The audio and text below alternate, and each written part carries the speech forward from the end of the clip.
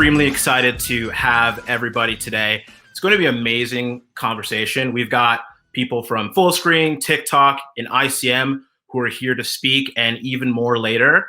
And so let's just dive right in without further ado. Introing first is Sawtelle.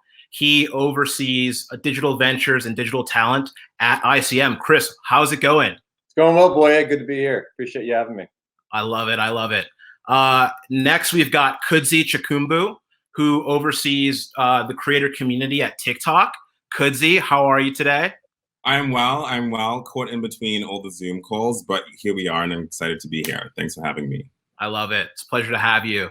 Last and certainly not least, we've got Krystal Hauserman, who oversees marketing and communications at Fullscreen. Krystal, what's up? What up? I'm here. I'm happy to be off Zoom and in a new environment. So thank you for having me. I love it. Yeah. So, the reason we have all of you here today is because you are at the forefront of a changing landscape. And it's so important to have these conversations with each other to understand how our world is changing and how people will continue to tell stories. So we're going to talk a lot about TikTok, a lot about social media, and it's going to be good, and I'm really excited. But to kick it off, let's do a lightning round. I'm going to ask all of you guys, tell me what your favorite platform is. I hope one of you says TikTok, but we'll start with Chris. YouTube. YouTube and TikTok simultaneously. I can't choose. I'm obsessed. I'll take wherever, whatever medium possible. I'm in it. But YouTube. Awesome. Kudzi. Mine is absolutely TikTok, not only because I work there, but I watch hundreds of videos a day for work, and then I watch hundreds of videos at home for just myself and joy. And there's like unimaginable amounts of like creativity that come from TikTok. I think it's really dope. Love that. Krystal. Yeah. From a user experience, I'm an Instagram person, but I'm going to give a cheat answer here. I love the ability to post natively in TikTok and share to Insta with video there. I love that feature. So that's my answer. Awesome. Yeah. Great. Well, I love all the platforms. I'll be Switzerland. Cheater. So let's dive in. So maybe we'll just start with who everyone is and what you do, and how you work with TikTok. I'm going to throw one more in. Why do you see it as a valuable platform? Chris, we'll start with you. Chris Sawtelle, run digital initiatives and run the digital department at ICM Partners. My day-to-day is crafting, helping lead the next generation of talent, building their brands and building businesses that can help grow in multiple verticals across all platforms. TikTok's fantastic because it's currently bite-sized content that allows someone to put their stamp on their brand quickly in a matter of seconds. Awesome. Kudzi. Yeah, I'm Kudzi, the director of creator community at TikTok. And kind of what that means is a number of things, but ultimately the goal is to make TikTok really a home for creative voices and diverse voices. So everything from nurturing emerging talent and really helping talent navigate, content strategy with a bigger team, and then become kind of bigger creators and truly then showcase their achievements to the rest of the world. And it's a really, truly fun, joyous job. What was the last part of the question? Why you see it as a valuable platform? Other than, it's where I work. So, I love to be employed. But more importantly than that, like in the landscape of creativity, I think we're now at this place where people are kind of wanting kind of a new wave within the industry at large, but also a place to create from an authentic place where it's not about a highlight reel or the most perfect version of yourself, about just creating. And I think it's unleashed a lot of latent creativity that people have had because they felt it had to be perfect. And because of that, you're seeing like this whole new avalanche of creativity. Got it. Cool. Krystal? Yeah, so I am a VP of Marketing Communications at Fullscreen. And we are a social content company, and we provide creative, strategy, and marketing services to both talent and brands.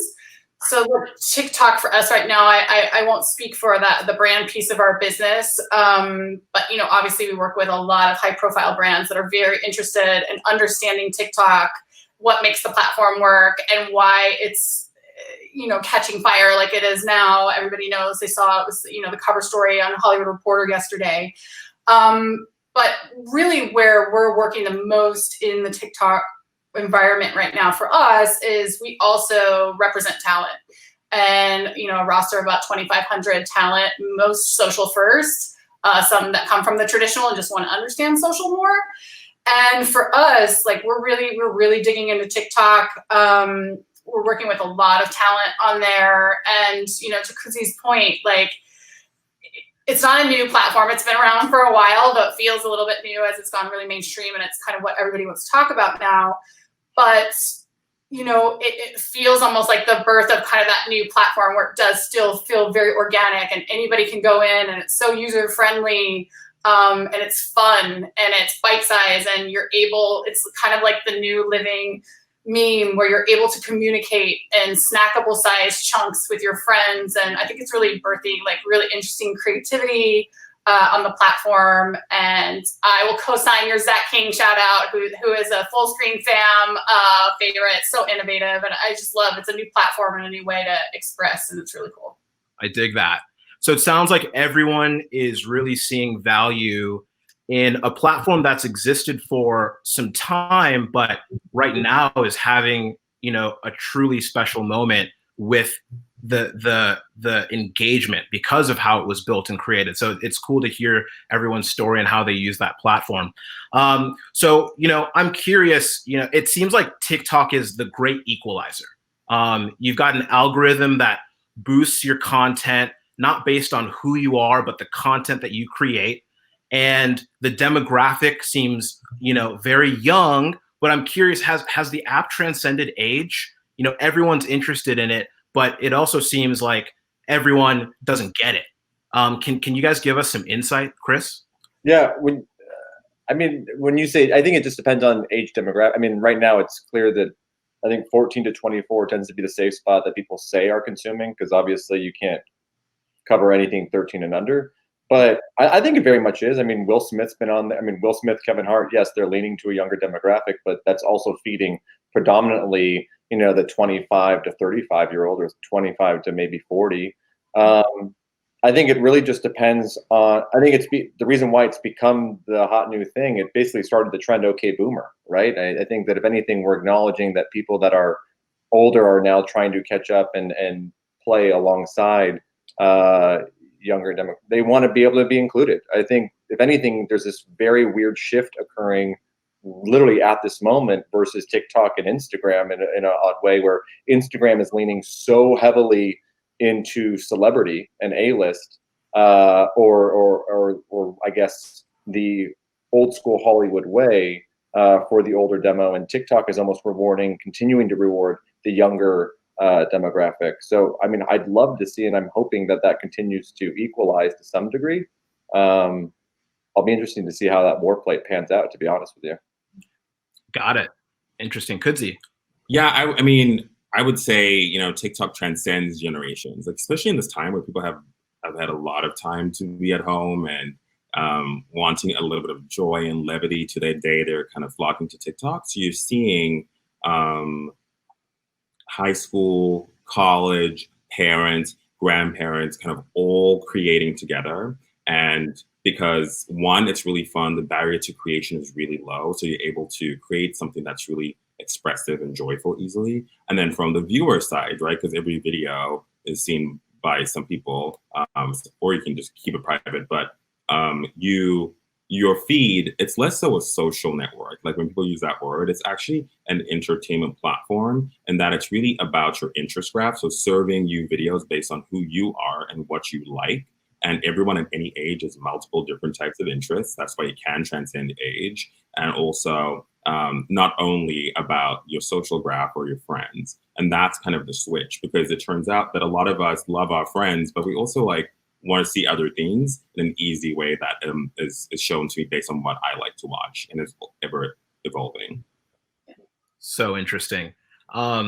Krystal, what are your thoughts? Yeah, I mean, look, I think it transcends age in probably a way that the metrics aren't showing right now in terms of like viewership and who's engaging with the content. I think proof point when your mom sends you a TikTok and doesn't even realize she's sending you a TikTok.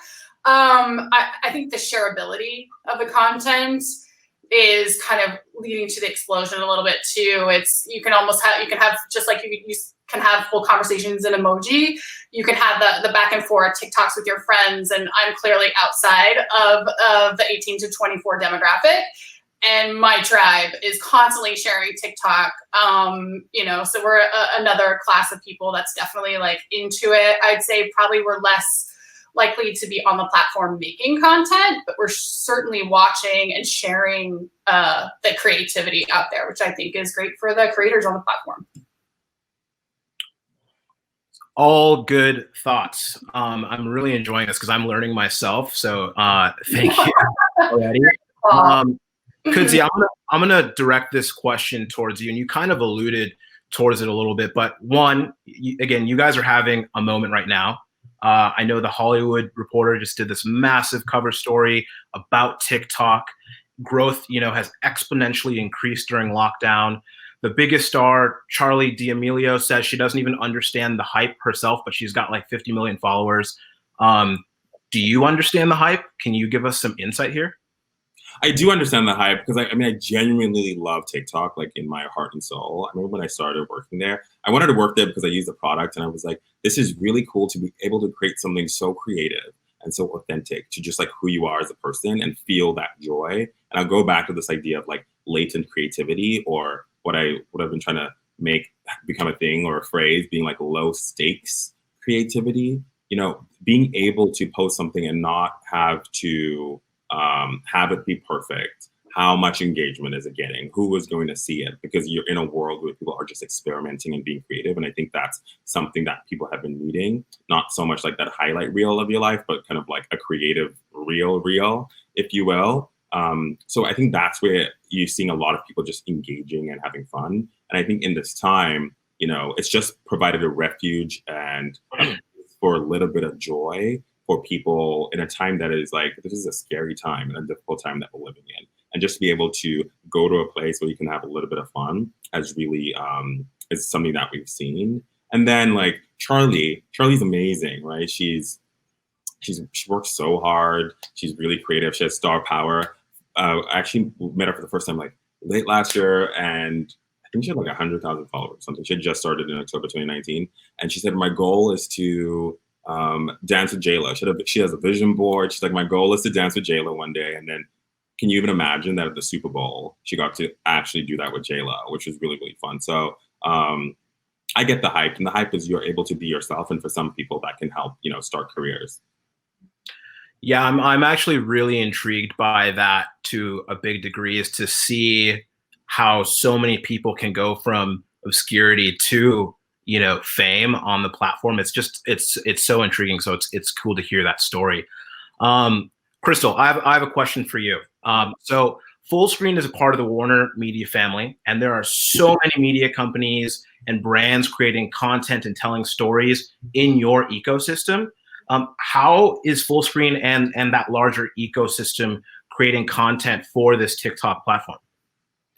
It's it's a real good question. There's not a day or a strategy meeting probably that goes by where we're not talking about TikTok and how to create content on there. I saw literally, it was a news alert that came on just as I was coming in here that Apple just launched its O&O TikTok channel. It's definitely something everybody's talking about and thinking about. I think, look, brands, and this is the advice I give to any brand, like jumping in, like you have to really, I think, to be true to the platform. And I think Kudzi would probably agree with this. And I love what he said about low stakes creativity and authenticity and being your true self.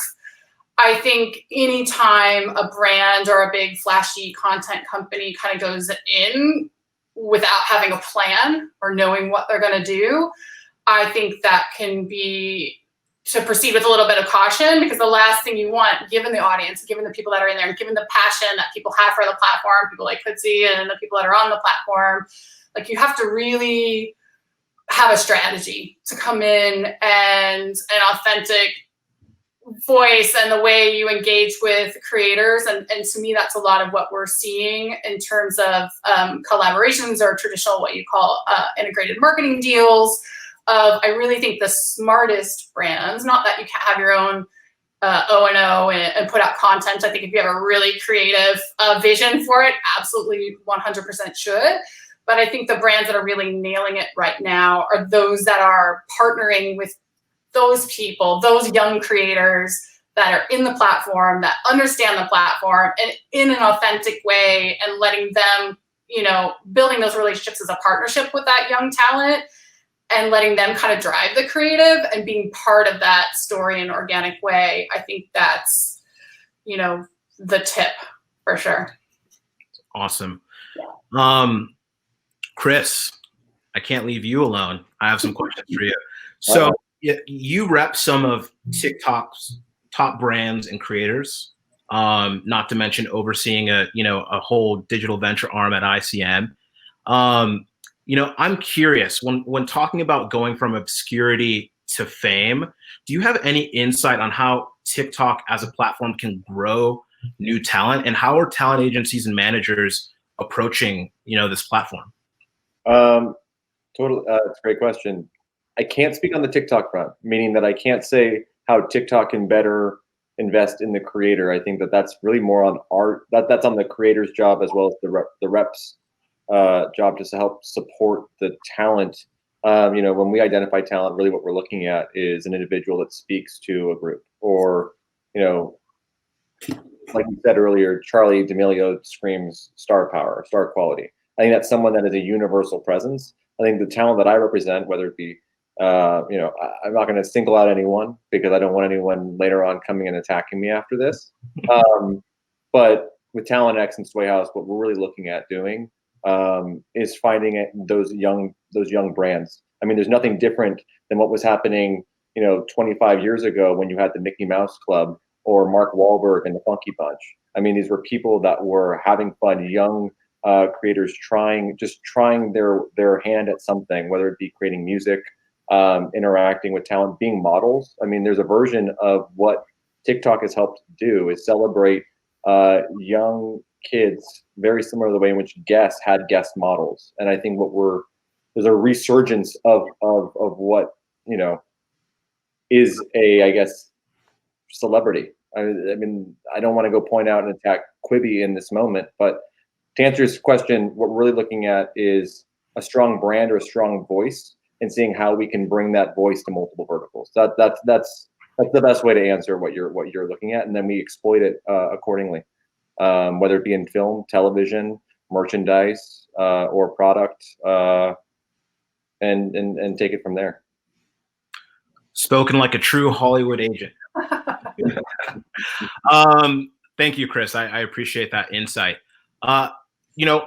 Krystal, earlier you were talking about brands and how people are creating content on the platform, and that makes me curious, Kudzi. I would love your perspective on how brands and companies should approach TikTok, whether through their own branded channel or partnering with talent on campaigns. Should they do challenges, and what content have you seen actually works on the platform?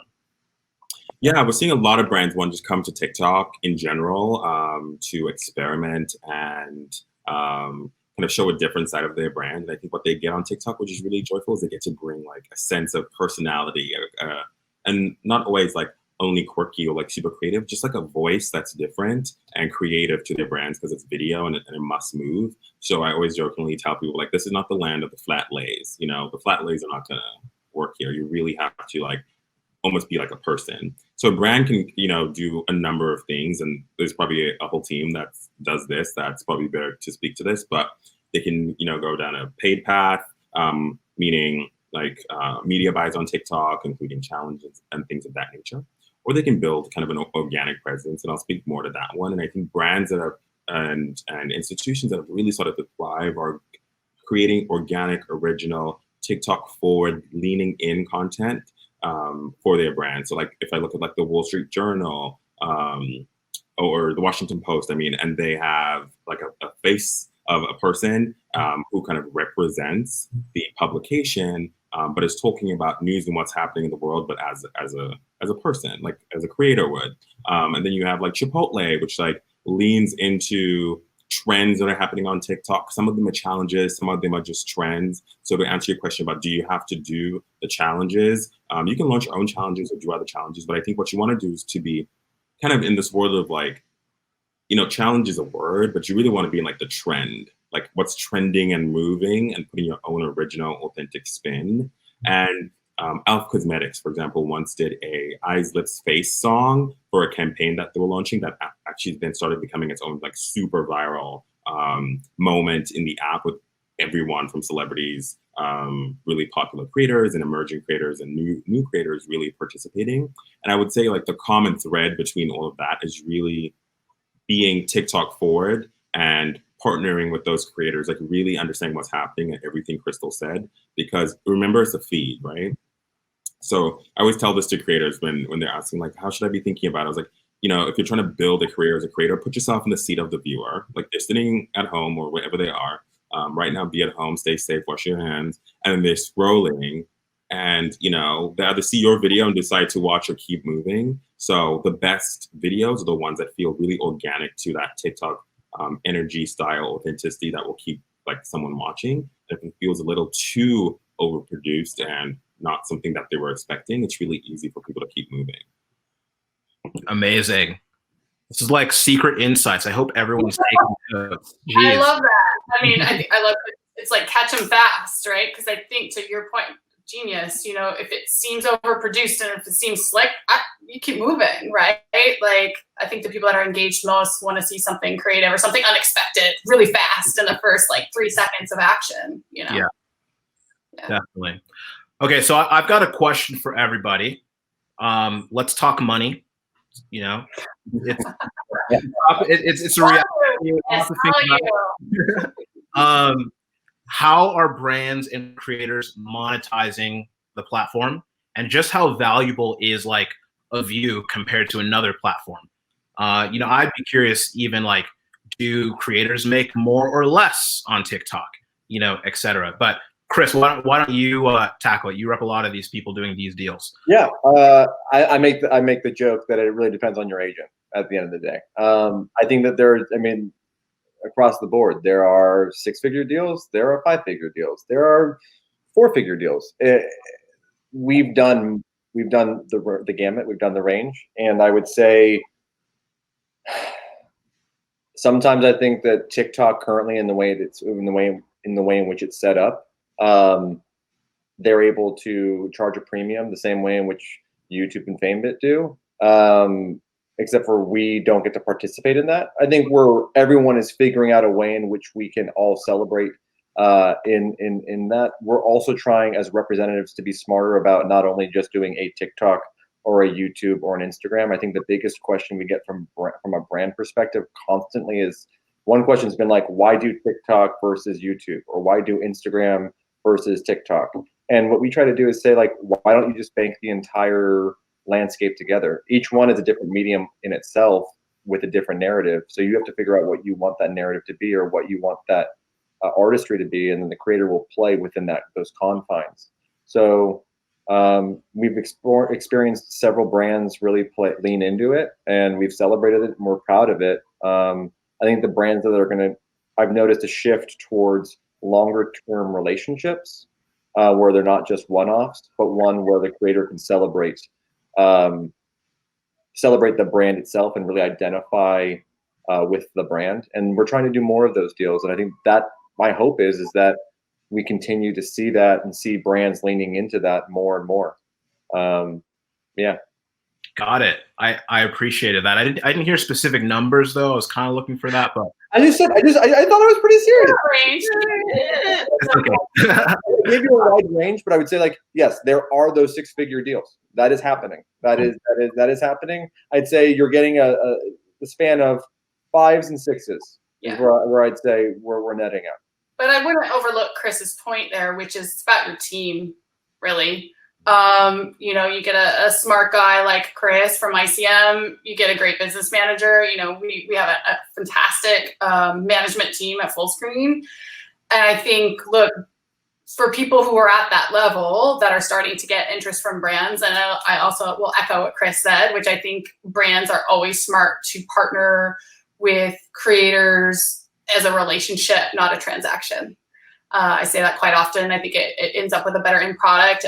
Both people feel authentic and the audience feels like I'm not being pushed something that this creator doesn't even really care about. So I think that's always a great tip. But like, for the creators out there watching about like, how do I find these deals? And I'd love to hear Kudzi talk about that too. But look, once you hit kind of like this tipping point level, like my biggest tip to people that have aspirations on the platform, who have aspirations outside the platform, they want to go into film or television or do a cooking show, I guess that's TV, or write a book or go on tour or do stand-up comedy, like, arm yourself with a fantastic team that will help you craft like your vision, help you figure out where you want to go. Because Kudzi and I were talking about, like, sometimes the young talent don't even know where they should be wanting to go. So I think working with those people early and helping them craft a vision for the long-term business strategy, and then hiring a really great agent to help you, you know, get those deals. See Sawtelle at ICMPartners.com. Yeah. There you go. I love that. Kudzi, what do you have to say about monetization and TikTok? Yeah, I mean, I myself and the rest of the team spend so much time talking to creators because it's really important for us to have a sense of kind of their needs and where they're at. And creator monetization is something that's, of course, very important to creators as they think about long term and building a sustainable career. So we take that very seriously as well. And I think, you know, it's a path, and we're always experimenting with interesting ways that we can help our creators to monetize. So right now, brands can connect with creators, and creators can do brand partnerships to monetize. They can also, you know, creators can have analytics, and they can package themselves to brands. And I always, you know, tell people, I guess in life in general, like sometimes you can also just reach out to the brands, but like you're armed with your numbers and your reach and how well your videos are performing. And there's a link in bio feature, particularly if you have a really strong community and a niche in a lane. You know, you can sell merch, but you can sell your books, you can move traffic to other places, but you want to make sure you build a community. And then as a platform, we're always really kind of iterating forward and seeing how can we best support our creators, because we want them to be creative and joyful and happy, but also, you know, build a business if that is something someone wants. And on that note, you know, not all creators are looking for that, right? There's some people really just want to be creative, show their passions. Some people just want to build a community, have some people to connect with over a shared passion. Some people just like filling time, just like it's something that they do as a hobby. But then for those creators that do want to build a business, you know, it's something that we're always experimenting and thinking about and iterating forward. I love that. You know, you mentioned one thing in you know, your last note about community, and you know, we're living in a time where people are craving community when, you know, they can't necessarily just go out and connect with each other in person. And you know, the idea of an experience, you know, is something that a lot of platforms are exploring. You know, whether that is like a live stream or a virtual sort of encounter. You know, what's TikTok's solution to community and experience, and how should we all be thinking about investing in the platform for that purpose? Yes, I mean, I think about this way too much. So when you say the word community, I have like a million thoughts that go off in my mind, since this is what I think about every day. But I would say from a platform point of view, how are you able to help people connect, right? And especially in this time, like you mentioned, where we all crave connection more than ever, and like realize we actually need each other more than ever. It should be about us and not me. And you can do that in a number of ways through creation. So even if you look at like a duet video, which is a video where someone creates something and then you can create your own video on the side, that's truly a connection tool. And there's like a react feature where you can react to someone. There's a stitch feature that you can see on some accounts where you can use a little bit of a video from someone else's account in the first bit of your video. So those are all actual like built-in ways to connect. And even the way from a product point of view, which is like fascinates me, why I love TikTok, if you look at like the hashtags, the sound pages, the creative effects, which is kind of our version of like filters, you can click them and you can create from what you've just seen or heard straight away, and then you have this whole page of people that are connected. So that's one way community works on TikTok. Two is how we've been experimenting with live streaming, and one of the things we've been launching is this Happy at Home campaign, which is really about appointment viewing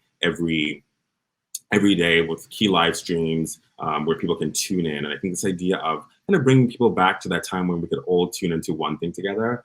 We just did, the first week was a couple of weeks ago. We had like Tyra Banks, Dr. Phil, but also the D'Amelios and Jackie Aina and Nabella and all these creators and celebrities and partners in one time. We just did TikTok prom where Diplo was performing with Dylan Francis, which is really cool. And tens of thousands upon thousands of people were watching. And then you can also do real life. So we do a lot in the real life that we'll put on hold, at least now, because of the world as it stands today. But how do we bring that together virtually? So for us, it's really important to just keep people connected all the time.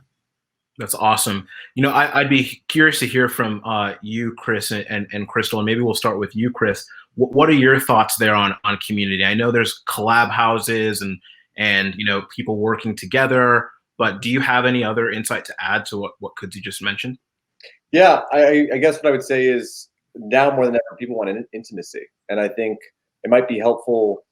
I think what really launched was, to go back to the Mickey Mouse metaphor, is that really you just have a group of individuals, whether it be Sway House, hashtag Sway, Hype House, Clubhouse. You have these houses, these communities that are building that really are allowing their audiences, and they're not even audiences, they're followers, they're friends that are really communicating with them, that can direct message them on a regular basis and say hi. I mean, now more than ever, we at Sway, all of the individuals are giving their friends and fans access to them from live streams. They communicate with them. They hold power hours. Now more than ever, I think the definition of celebrity is going to evolve in a massive way, where we don't see anyone the same way in which we looked at a star in the 90s, where they were inaccessible. If you look at the 90s and early 2000s, people were running to the movie theater at the premiere to watch Brad Pitt and Johnny Depp and all these, phenomenal actors in their craft, just to get a glimpse. You see so many, Michael Jackson and other musicians in sync. You were crying. I wasn't, but you can see fans in all of the big music videos crying at seeing them. And now you have a little bit of that fan effect, but I think you have the resolve of being able to realize, like, we're all just people. And so I think we're just looking to build upon that and keep having conversations and alongside that. I don't know if that answers your question, but yeah. Krystal, do you want to add anything? I don't have a video of you crying, Chris. I will find it. Me and Heidi Klum. I definitely probably cried at New Kids on the Block. I'll admit that. Look, I think Kudzi and I feel pretty similarly. I love in real life events. I love building community. I'm a people person. You've hit my passion point, Boye. We've done events together, and I think for those in-person connections, it's kind of it's a hard time for all of us. Obviously, we're in unusual times and hard times, and we'll get back to it. I'm confident. But I think the silver lining is kind of to what Chris would say, like, now more than ever, and I love Kudzi's line too. So many good lines coming out today. Of it's not about me, it's about we and what we're all doing. And I think it's been really lovely. And I'll say my first we moment in social, it didn't happen on TikTok, but it was when everybody started texting about, have you seen D Nice's live set? Michelle Obama's in there right now. It's like this moment. And it was like you could go in and you were having this experience. It didn't matter who you were, big time celebrity, politician. I'm sitting in my living room and you're all listening to this guy who's just spinning records because he loves it. And it was such this moment. It's like, man, we're all stuck at home and you're like, we're not alone. And then you start dancing around your room. And I think, look, we've evolved as I keep talking to my teams, and we're constantly focusing on innovation. I feel like we've jumped 5 years of innovation when it comes to events and virtual events in about 10 weeks. And I think what you'll see is really interesting conversations around virtual worlds. And, you know, we've all kind of had that Zoom fatigue and that flat one-dimensional experience. And I think you're going to see a real push and evolution of what events are even a month from now. It's really going to radically change. I think it's really exciting. So you've hit my passion point about in real life and connection and events and community. And I think we're going to see the birth of some really cool stuff right now that I think will live on once things kind of normalize in the future. And it's just really great technology. Even today, right, is seamless and beautiful. So bravo. I love that. You guys all said, you know, some really intriguing and inspirational things. And the theme that I'm understanding is that, you know, the platforms that really focus on community and relationships will succeed, because that's what people are really craving right now. And you know, I love hearing your opinions and thoughts there. So I have one more question, and then, you know, we're going to hear from everyone who's tuned in today who might have some questions for us. But, you know, I'm curious, how have you guys seen social media at large evolve during, you know, this time with COVID-19? And where do we go from here? We can start with you, Chris. I'm going to sound like such an agent, but I'm going to say we've seen the democratization of content. It's a very odd shift to see colleagues and cohorts or just friends across the board at home, not able to have their clients or even your loved ones. Everyone's working from home. And so, you know, some will say that their work is almost to a halt or nonstop, and some, I think, a lot of individuals I work with in the digital space are fortunately and unfortunately busier than ever, because everyone needs that still wants that sense of community and wants to be able to deliver their, whether it be their brand message or whether it, you know, they're still trying to push commerce. And so if anything, I've seen a huge push in understanding and value and of what social media or the ability to have followers on any platform means to the world at large. Love that, my guy. Where Quibi fails or is currently having difficulties, TikTok is on a meteoric rise. I'm gonna get yelled at for that. Kudzi, what do you have to say? I would say I've seen boundless amounts of creativity, and again, I mentioned this before, but I spend like a lot of time watching videos on the internet and like hundreds of TikTok videos a day for work, and then hundreds or 500 every day like after work. And I've seen kind of people try their hand at creativity. My mother in South Africa made a video with my sister, and I haven't seen like her actually make something like a video ever before actually in my life. That's like a creative endeavor. So I think it's allowed people to kind of unleash that creativity that was maybe down like inside. And I hope to see that continue in the landscape. And I also think it's also, you know, TikTok's allowed people to kind of, I always say, let their belly out, you know, like you don't have to be like as perfect, especially creators who like are now multi-platform and on TikTok. I think they found that kind of free space. So I hope it just loosens up the creativity going forward. It's great. Krystal. Yeah, no, I love what Chris said. I think for those who find ourselves in digital right now, which is everybody here today, things are really busy. The productivity and the thought and the innovation and the conversations that I'm having, and people, you know, that normally aren't really totally focused on digital and social and what's happening are constantly wanting to talk about it. Friends, colleagues at other portfolio companies, everybody's interested. And then just look, there's such a need. There was, you know, the thought, I know a lot of times we talk about, are we oversaturated with content and so much content, and how do you take like a social media break? I'm not hearing people say that right now. And what I think it is what we're seeing now is the best of what social can be, right? And I don't mean that like flippantly, like it bringing people together, inspiring Kudzi's mom to find her creativity and make something.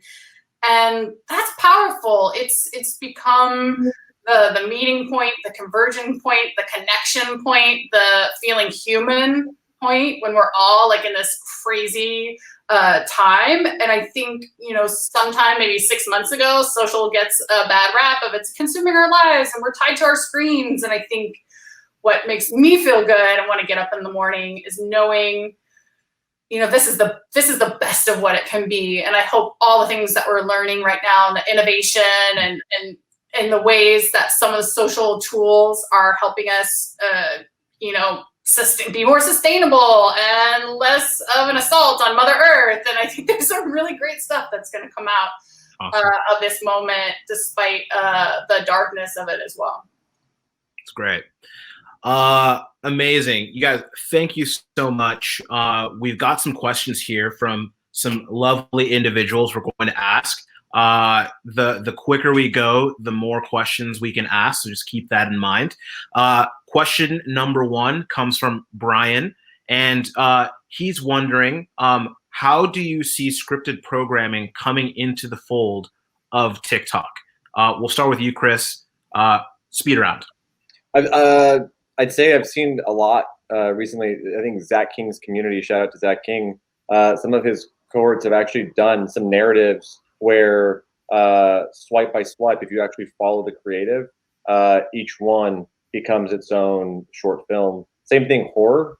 I've noticed a huge push on horror narratives where you can tell a story in 6 parts, and if you follow those 6-part stories, I definitely consume the scary stories. It's scary short films the most. Awesome. Gets me excited. Kudzi, what do you think? I would echo the same sentiment. It's all about kind of this balance of individual videos, kind of videos that are linked together, and narrative arcs. There's this great, if you have time, y'all, it's called Frat House Drama. Just go into TikTok. It's like the funniest guy does his own characters in a frat house and stick a whole series on his page. Really, really cool. So I think it'll evolve as creativity evolves and the product evolves too. Yeah. Awesome. I agree with the 2 smart gentlemen before me. Yeah, I think just digging into the platform, Zach has mastered it beautifully and keeping people engaged and wanting to continue on. That's nothing new in Hollywood. But I think people that really dig into understanding the platform, I think there's definitely an opportunity for scripted, right? As long as you're remaining authentic and true for what TikTok is. Yeah. Great. Kudzi, this one's for you. What is TikTok's relationship with creators, and how do they support them exactly? Right. So, I mean, creators are, to me, like, it's the greatest love story. It's like, they're the heart and soul. The videos come from somewhere that I'm always telling people that. They're like, what do you mean? I'm like, no, every video comes from a person who like opened the app, clicked the plus button and made it. So we love creators, and we work with them in different ways. I think for the emerging creator, it's really making sure that they have the tools and know how to use them to create.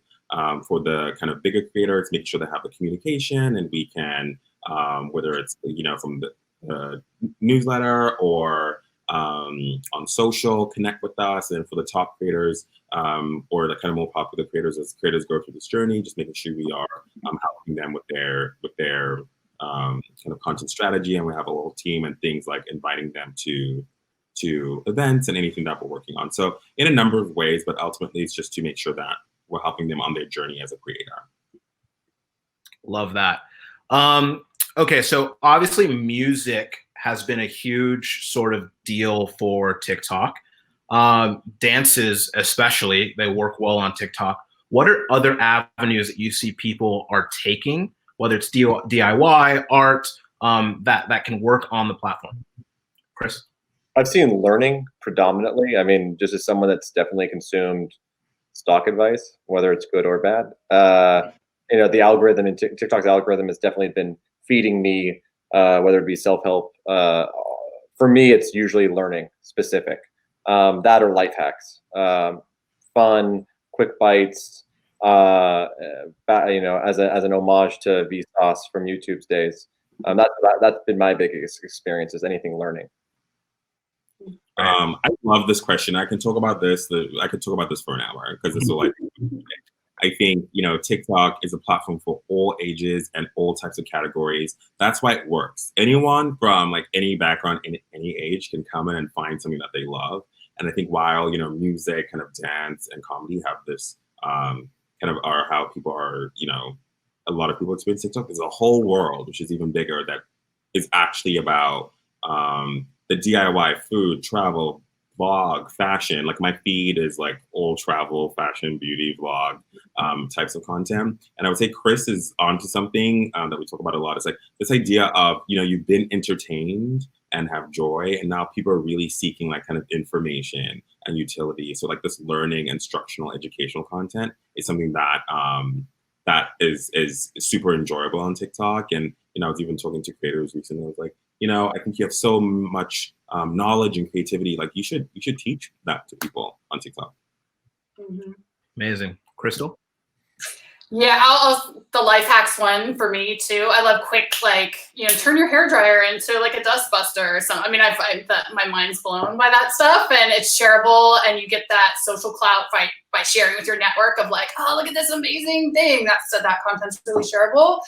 And me, who has a passion for food, I think, there was a great story about it just yesterday. Young chef, like really digging in and making really, those quick bite videos of, culinary exploration. And, there's foodies are devotees. So that's content that I love. But like to Kudzi's point, like if you have a passion for whatever it is, and a vision, like that's what makes the platform so cool, that it isn't, even though it rooted, in the musically era of music. And I think the music integration with pop music is one of the things that makes the platform awesome, because even if I make a video of my dog, can put Lizzo in the background as a soundtrack, and that's like amazing. But anything works on the platform. Like if you can dream it and put it up, but you can be it, right? So I would never be limited by like a category. It's what you really love.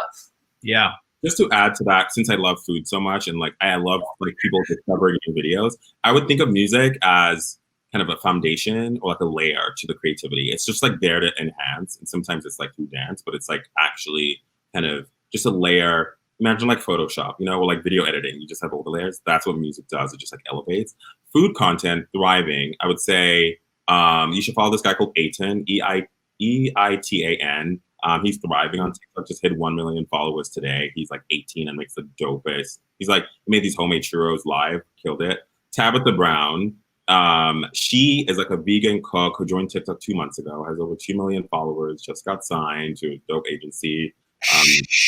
I'm not going to say a name, but she's like vegan. She's from Atlanta. She's also like a motivational coach. But like this is TikTok. Like this is when I think of TikTok. This is what I'm thinking. And Flaky Salt, who made this "How to Cook a Perfect Steak," which I use every time video, which got like 10 million views, and he's gone on to like do success. So there's so much there that's so you can learn from and also be entertained. So great, guys. We've got one more question. This comes from Jackie, and here we go. So TikTok clearly has helped songs go viral. Cough Old Town Road. Can you expand on how TikTok affects the music industry and how artists can capitalize on this to stay relevant? Chris.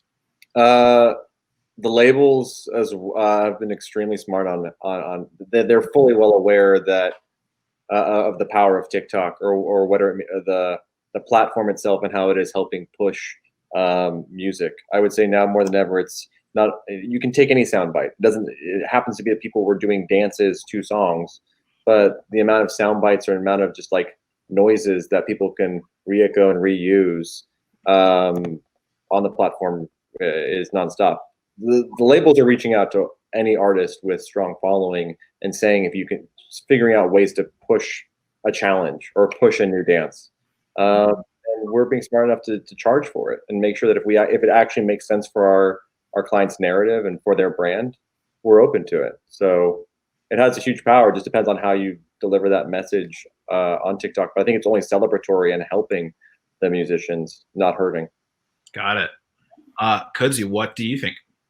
I mean, this whole music team would probably give you a better answer. So I'll just touch on it lightly because they're the true experts. Shout out to them. But I would say a couple of things. One is, you know, people always want to know, like, how does your song go viral? And it's always a combination of factors. There's no like secret sauce. There's leaning into creators who are innovators and creativity. There's having a song that kind of lends itself to inspire people to create, and that could be dance, it could be like a whole bunch of other types of videos. And then there's also like the artists like organically like leaning into TikTok. When you look at some artists don't, but those that do, like the Diplos and the Dylan Francis, like have these like or even these rising musician creators like MXM2 and all of them. They're like in TikTok using it and connecting, and then when it comes time to release their music and kind of collaborate with creators, it kind of blows up. It like blows like out the charts. Like even a Marshmello, super active on TikTok, collaborates with creators a lot. And I think like those are some of the ways. But the music itself must inspire creativity, because that's TikTok's mission ultimately, is to inspire creativity and to bring joy. Amazing. Krystal. Yeah. So look, being married to a musician, we were actually having this talk this morning about TikTok because we were talking about this panel and talking about that, and he had received something from a former strategist agent saying, "What you should know about TikTok," and I was like, "Oh, this is so timely." Look, you know, there's a real opportunity. Musicians shouldn't be scared of the platform. We had, Fullscreen clients last year, Tiny Meat Gang, which is Cody Ko and Noel Miller, whose song, Walkman went completely viral on the platform.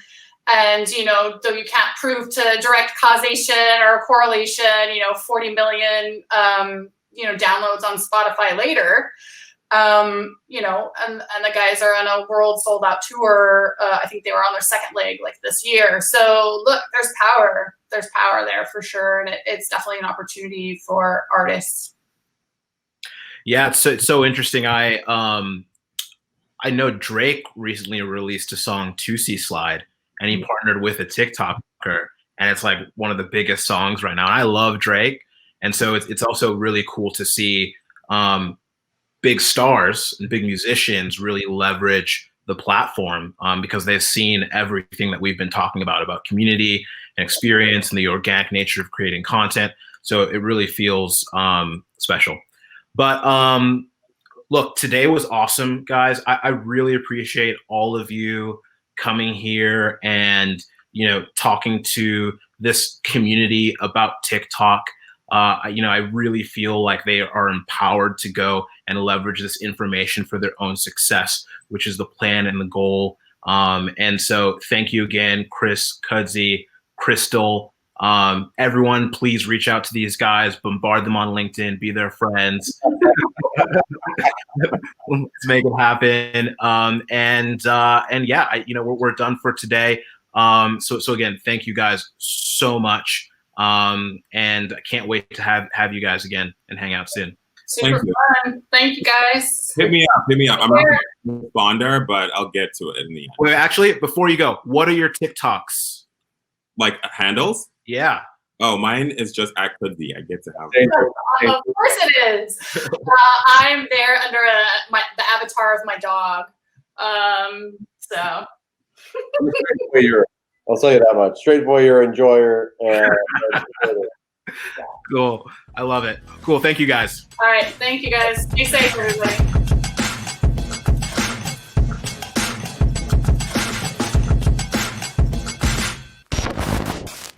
What's up? It's Boye from The Future Party here in space, chilling.